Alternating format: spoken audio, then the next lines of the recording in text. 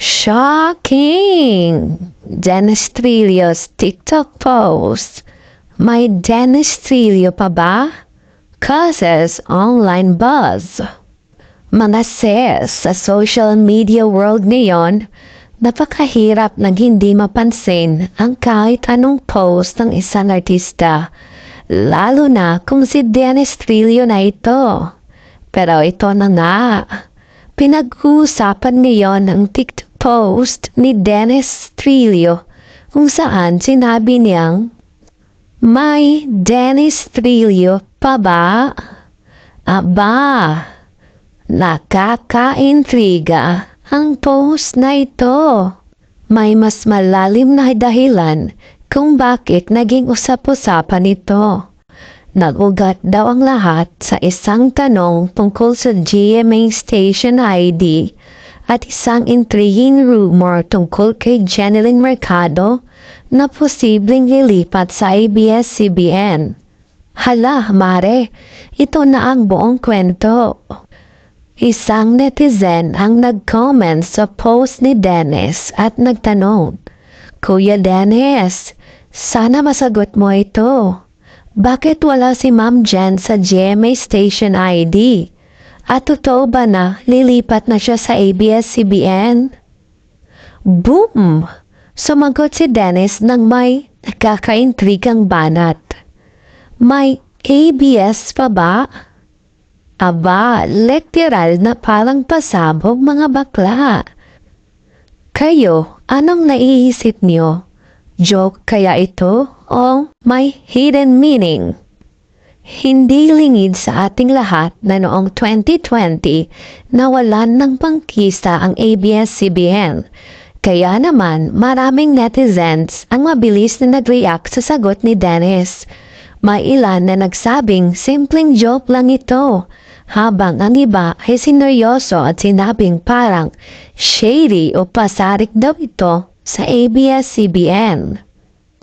Kaya naman, nung nag-post si Dennis Trillo sa kanyang TikTok na may Dennis Trillo pa ba, sumamog at nagkagulo sa comment section. Maraming netizens ang natuwa sa humor ni Dennis. May nagsasabing simpleng joke lang daw yon. Pero syempre, hindi maiiwasan ang mga nagbigay ng ibang interpretasyon. Yung iba, sineryoso at sinasabing parang shady ang post, lalo na't may mga issues recently sa entertainment world na konektado sa mga award shows at network rivalries. Pero kalma lang mga mare, may mga fans na nagsabing humble si Dennis, lalo na kapag tumanggap siya ng awards. Sabi nga ng isang netizen, good vibes ang dala niya sa awards night at napaka-humble niya noong speech niya sa gabi ng parangal. Did you know that Dennis Trillo is known as one of the most professional and low-key celebrities sa industriya? Ayon sa isang PA na nagtrabaho sa kanya, super bait ni Dennis, tahimik lang siya at ngingiti-ngiti lang.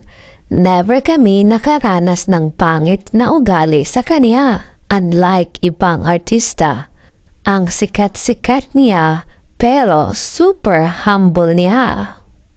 Talaga namang bihira ang ganyang ugali sa showbiz ngayon, kaya sa mga fans niya, solid na solid pa rin sila. Pero ito na nga mga mare, dahil sa post niya na may Dennis Trillo pa ba? Ang tanong, joke ba talaga ito o may hugot? Kayo, ano sa tingin niyo? Gusto niyo bang makita namang focus na lang si Dennis sa acting prowess niya at iwas na sa ganitong post para walang intriga? Or swak lang ito bilang icebreaker sa online world? Mag-comment kayo mga sis. Paano nyo tinanggap ang kanyang post? Cringe or cool? Feeling ko mga bakla, kailangan nating bigyan ng benefit of the doubt si Dennis. Minsan kasi, di ba, mahirap talaga mag-joke sa social media dahil lahat ng tao iba-ibang perspective. Pero tama rin ang ibang fans. Baka kailangan iwasan na muna niya mga sensitive na jokes. Alam naman nating maraming sensitive pa sa issue ng ABS-CBN, lalo na't maraming nawala ng trabaho nang mawalan ito ng plangkisa. Minsan, timing lang talaga ang kulang. Pero bilang fan ni Dennis, naniniwala akong wala siyang bad intentions. Go pa rin tayo sa kanya, sis. Kung na-enjoy niyo ang chikahan na ito, huwag niyong kalimutan i-like ang video, i-share sa mga amiga niyo, at amigo na rin.